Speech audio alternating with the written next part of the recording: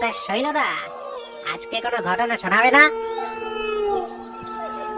আজ যে ঘটনাটা শোনাবো সেটা আমার এক বন্ধুর গ্রামে ঘটেছিল। ওই সেটা আমাকে অনেক বছর আগে বলেছিল। তা আজ আমি সেটাই তোমাদেরকে শোনাবো। তাহলে শৈলদা, আর দেরি করো না, এই শুরু করে দাও। হুম, শোনো তবে। নেতাইপুর গ্রামে এক বৃষ্টি ভেজা রাত। এমনিতেই এখানে এখনো কারেন্ট এসে থাবা বসাতে পারেনি। আর সেদিন অমাবস্যার রাত, তারপরে বৃষ্টি হওয়ার জন্য আকাশে কালো মেঘে ঢাকা। অন্ধকারের ভিতরে একটা লোক সন্তর্পণে এদিক ওদিক তাকিয়ে এগিয়ে চলেছে। বোঝাই যাচ্ছে তার মতলব মোটেই ভালো নয়। আজকে রাতেও একটা চুরি হলো না? কি যে হইতেছে, গত 3 দিনে একটাও চুরি হইল না।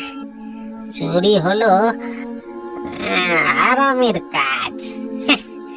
একদিন একটা চুরি করো, 3 দিন ধরে আরামে বসে খাও। রোদে জলে কাজ করে করে যাকে নিতাইপুরে তো প্রথম দিন এলাম, দেখি এখানে কিছু মাল করি পাই কিনা। আরে আরে, ওই তো একটা কাঁসা বাড়ি দেখতেছি। হ্যাঁ, ওইটা কাছে গিয়ে দেখি। চোরটি অন্ধকারে ঘেরা কাঁচা রাস্তায় বেশ জরাজীর্ণ বাড়িটার কাছে গিয়ে বোঝার চেষ্টা করে যে কেউ জেগে আছে কিনা। না, সব ঘুমিয়ে পড়ছে। আরে বাবা, দরজা কেন খোলা দেখতেছি? চোরটি নড়বড়ে ভাঙা দরজায় ধাক্কা দিয়ে ভেতরে ঢোকে। আরে বাবা, ঘরটাতে কি পচা গন্ধ রে! ইহে, ইঁদুর চিতা মরছে নাকি কে জানে। টর্চটা তো আর জ্বালানো যাবে না। তাহলে এই ঘরে মালিকদের ঘুমটা আবার ভেঙে ভেঙে গিয়ে একাকার কাণ্ড হবে। এক পাট ভাঙা জানলা দিয়ে আসা সামান্য আলোতে চোরটি দেখে যে ঘরের এক কোণে একটা ট্রাঙ্ক পড়ে আছে।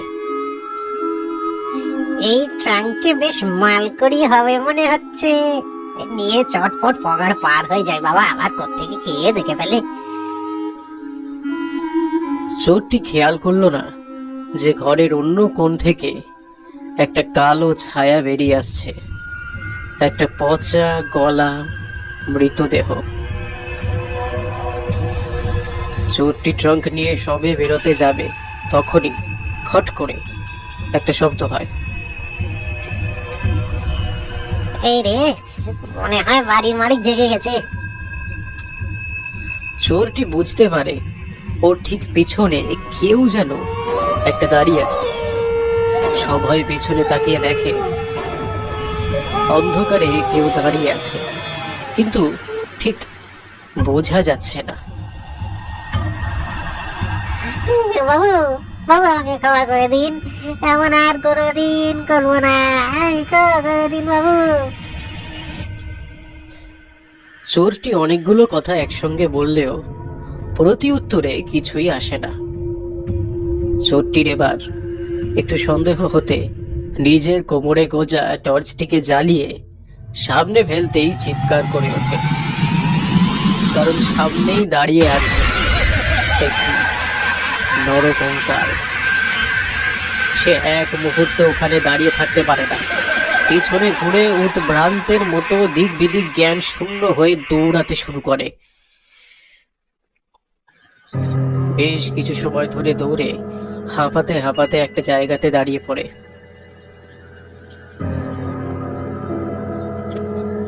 নিতাই, এই নিতাই, একটা ডাক ভেসে আসে দূর থেকে।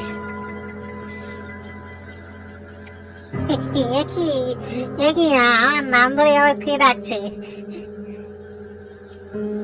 নিতাই, এই নিতাই। আবারও একই ডাক। এ ডাকটা আসছে কোথা থেকে? আর ডাকটা তো খুব চেনা চেনা লাগছে। আমার আমার দাদার গলা যে। 3বার ক্রমাগত ডাকার পরে চোরটি পেছনে তাকিয়ে বোঝার চেষ্টা করে যে কে তাকে এই অচেনা জায়গাতে চেনা গলাতে ডাকছে। পুকুরের পাশের একটি তাল গাছ থেকেই শব্দটা আসছে, এটা আন্দাজ করতে পারে সে। তাল গাছটা সেই সময় একেবারে নড়ে ওঠে।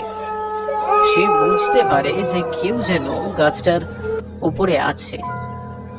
হঠাৎ করেই একটা ভয়ঙ্কর চেহারা গাছটা থেকে নিচে নেমে আসে। কি ভয়ঙ্কর তার রূপ, চোখে না দেখলে বিশ্বাস করা খুব মুশকিল। ভয়ঙ্কর চেহারাটি চোরটির দাদার গলাতে বলে ওঠে, কে রে নিতাই, টাংটা ফেলে চলে এলি যে? নিবি না? ওটা তোর জন্য নিয়ে এসেছি যে। চোরটি মুখে কোনো কথা বলে না, তার মুখ থেকে কোনো কথা তখন বেরোচ্ছে না। কোনো মায়ার জালে যেন আটকে গেছে সে। ভয়ঙ্কর চেহারাটি দেখতে দেখতে দাদার রূপে 1 পা 2 পা করে এগিয়ে চলেছে তার দিকেই।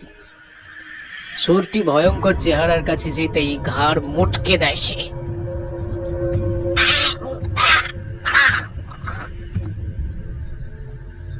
একটা বিশ্রী চিৎকার করে চোরটি মাটিতে লুটিয়ে পড়ে। নিতাইপুর গ্রামের কিছু মানুষ সন্ধ্যের সময় পটাইয়ের চায়ের দোকানে উপস্থিত হয়েছে।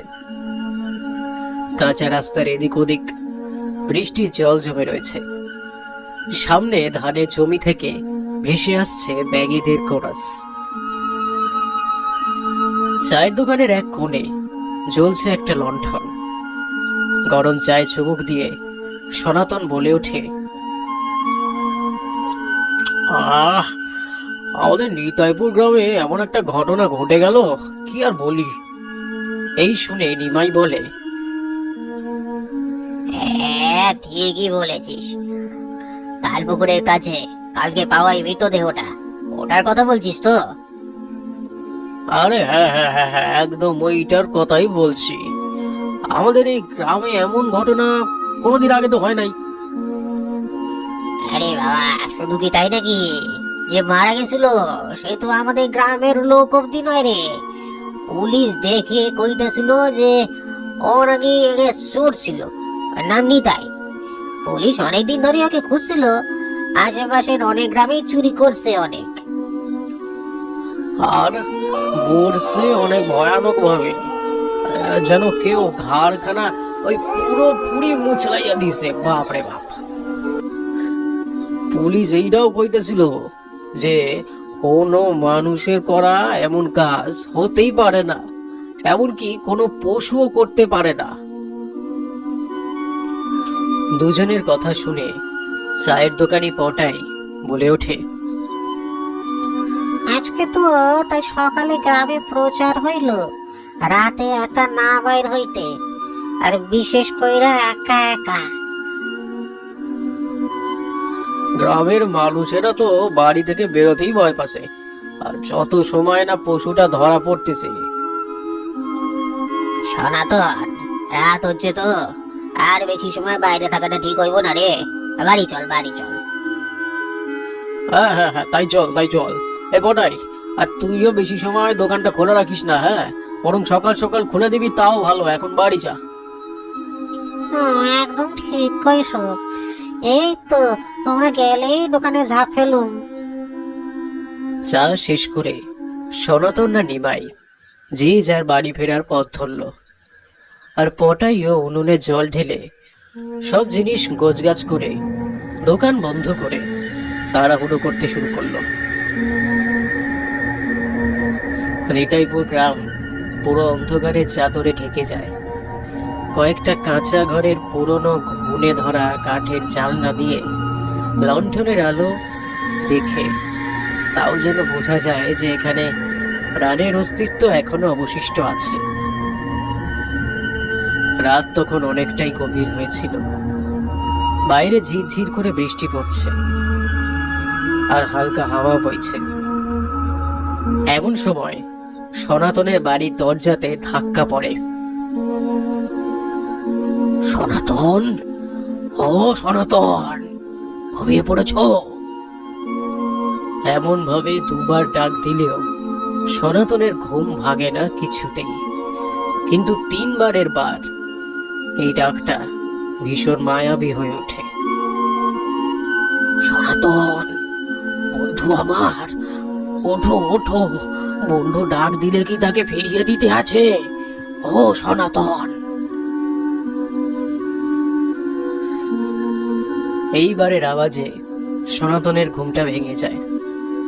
ওই ডাকে যেন মৃত মানুষের চির নিদ্রার ঘুম ভেঙে যেতে পারে, এতটাই দৃঢ়তা তার। আরে বাবা, এই তো নিমাইয়ের আওয়াজ মনে হচ্ছে না? এত রাতে আমাকে ডাকছে কেন? সনাতন চৌকি ছেড়ে উঠে গিয়ে দরজা খোলে, আর নিমেষে বাইরে যে দাঁড়িয়ে আছে তার চেহারা বদলে হয়ে যায় নিমাইয়ের মতো। এ কি নিমাই, এই এত রাতে তুমি এখানে? এই কোনো বিপদ হলো নাকি রে? না না না না না না, কোনো বিপদ হয়নি।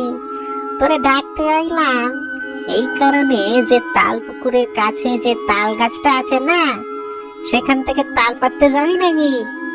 আর একটু আগে যা জ্বর হলো না, বাবারে, নিশ্চয়ই অনেক ভালো ভালো তাল পড়েছে। কি? আরে কি কইতাছো? জানোস না গ্রামে কোন সেই পশু ঘুরছে? রাতে বাইরে যাওয়াটা ঠিক হইব না রে।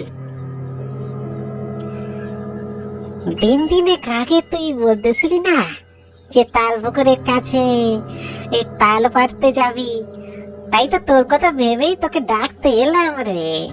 এখন তুই যখন বলছিস যাবি না, আর কি বা করুম?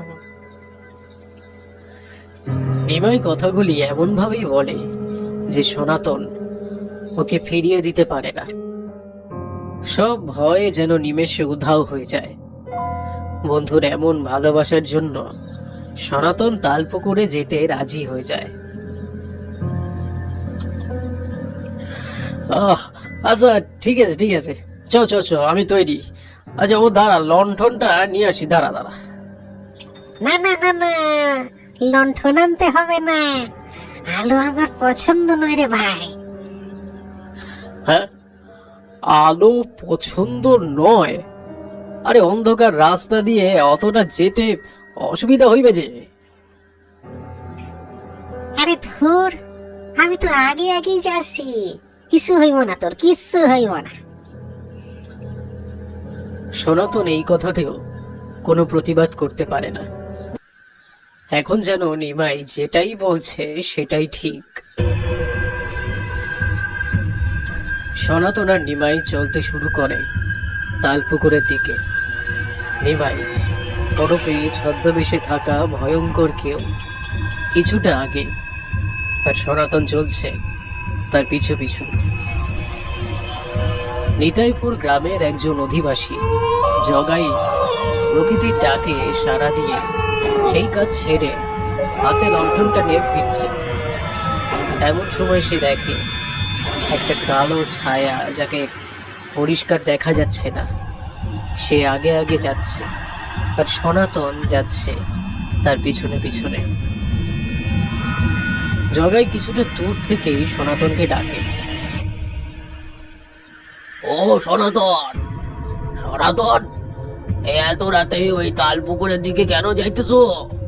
জানো না এই রাতে বাইরানো বিপদ আছে? আর সামনে ওটা কে? আরে ও সনাতন। জগাই বলে চললেও সনাতন যেন কিছুই শোনে না, কেবল সামনে তাকিয়ে এগিয়ে যাচ্ছে। জগাই একটা জিনিস খেয়াল করে আঁতকে ওঠে, সনাতনের আগে আগে যে যাচ্ছে তার পা দুটো পিছনের দিকে মোড়ানো। সনাতন আর নিমাই রূপে যে ভয়ঙ্কর কেউ এগিয়ে গেলে জগাই সবাইকে খবর দিতে দৌড়ে যায়। নিমাই আর সনাতন কিছু সময়ের মধ্যেই তালপুকুরের কাছে এসে উপস্থিত হয়। এই তো দেখ দেখ, এই সনাতন, বেশ অনেকগুলি তাল পড়ে আছে। আয় আয় আয়, আমার পিছন পিছন আয়, আমার পিছন পিছন আয়। সনাতন তখন কেবল তাই করছে যা নিমাই বলছে। সনাতন নিমাইয়ের পিছনে পিছনে পুকুরের কচুরিপানার মধ্যে যেতে থাকে।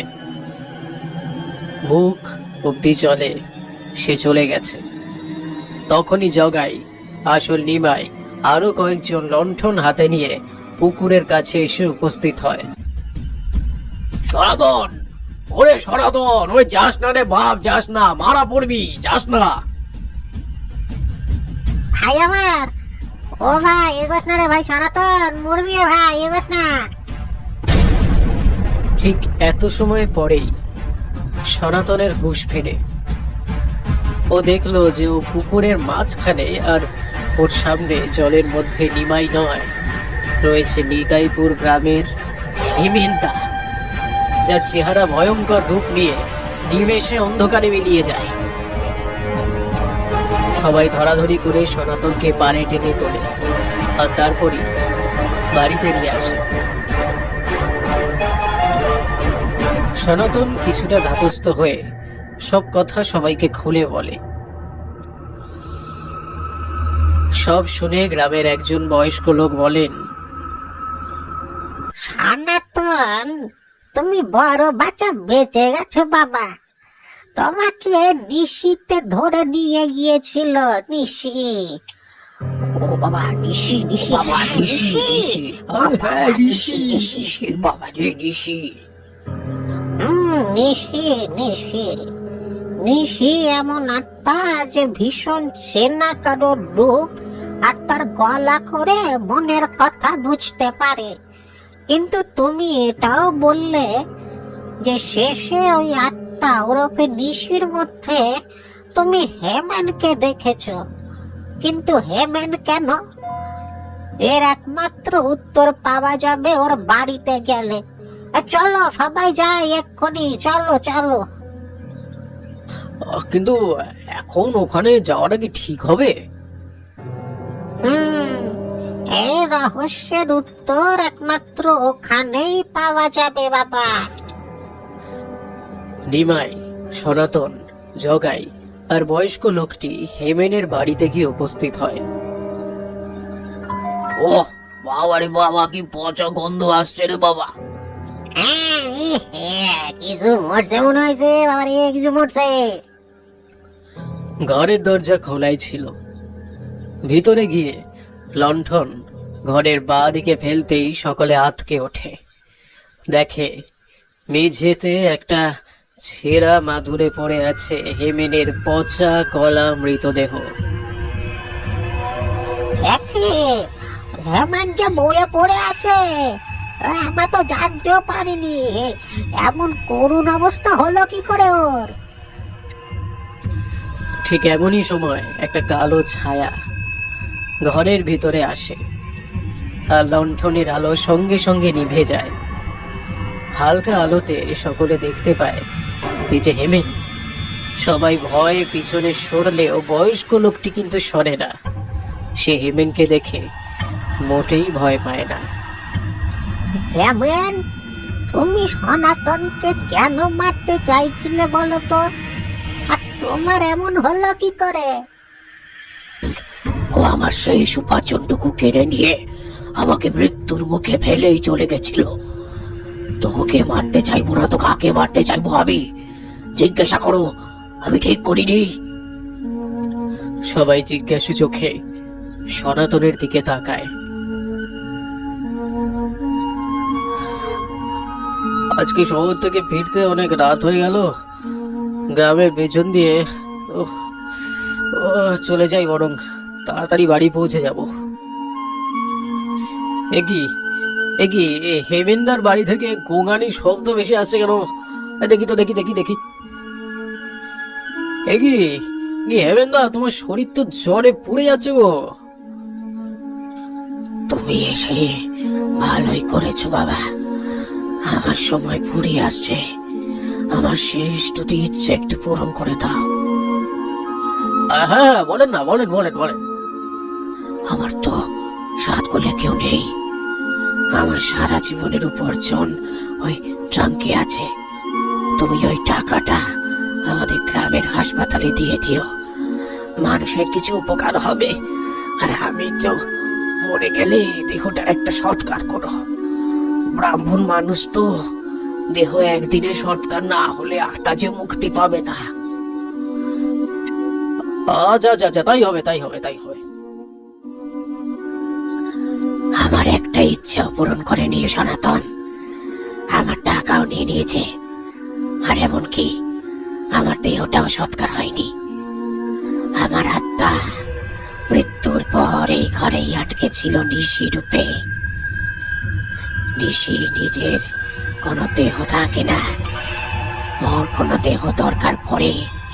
আর তার আগের রাতে যখন চোরটি চুরি করে সেই লোভে ঘরে ঢুকেছিল, তখনই ওকে মেরে ওর শরীরে আমার আত্মা ঢোকে। আর আজ রাতে নিমাইয়ের রূপ ধরে সনাতনের কাছে আমি যাই। ছি ছি ছি ছি সনাতন, তুমি এতটা নীচ হতে পারলে? একটি মানুষের শেষ দুটি ইচ্ছে অবধি পূরণ করলে না। শেষ ইচ্ছে পূরণ না হলে মৃত্যুর পরে নিশি হয়ে যায়, আর হেমেনের ক্ষেত্রেও তাই হলো। তবে হেমেন বাবা, তুমি চিন্তা করো না, একদম চিন্তা করো না। এই এই সনাতনের শাস্তি আমি ব্যবস্থা করব, পুলিশে দেব ওকে। আর তোমার দুটি শেষ ইচ্ছে পূরণ হবে বাবা। হ্যাঁ, আর তুমি এক কাজ করো, আজ রাতেই তোমার দেহে সৎকার আমরা করে দিচ্ছি। আর সনাতনকেও তোমার টাকা ফিরিয়ে দিতে হবে। আর তোমার এই বাড়ি জমি বেচেও যে টাকা আসবে, সেটাও গ্রামের হাসপাতালে তোমার নামে দান হবে।